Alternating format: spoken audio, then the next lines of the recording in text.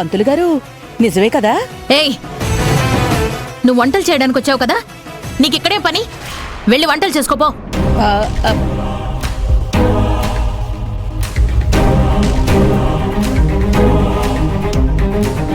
కోపడతారేంటమ్మా? అక్కడ చెయ్యాల్సిన పనులన్నీ అయిపోయాయి. అవసరమైతే మా వంట మనిషి నన్ను పిలుస్తానన్నారు. అక్కడుండి నేను చేసేదేముందని వ్రతం చూద్దామని వచ్చాను. ఏదో నాకు తెలిసింది చెప్పానండి. ఆవిడ చెప్పింది నిజమే. ఎట్టి పరిస్థితుల్లోనూ పూజ జరగాల్సిందే.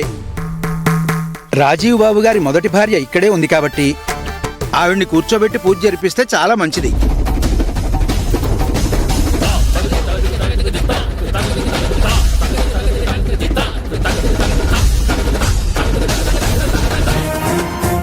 అంతేకాదు, పూజ ఆగితే సత్యదేవుడికి ఆగ్రహం వస్తుంది. దాని పరిణామం చాలా దారుణంగా ఉంటుంది.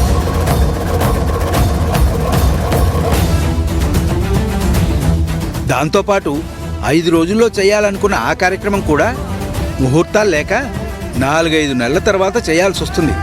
ఆ తర్వాత మీ ఇష్టం అమ్మా.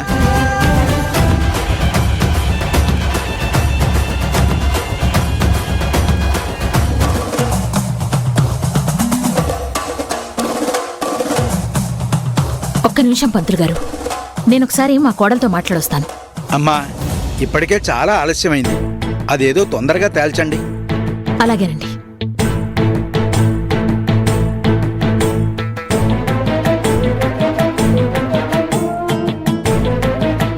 జ్యోతినే పూజలో కూర్చునేలా అనుగ్రహించు స్వామి. శ్రావ్య, శ్రావ్య,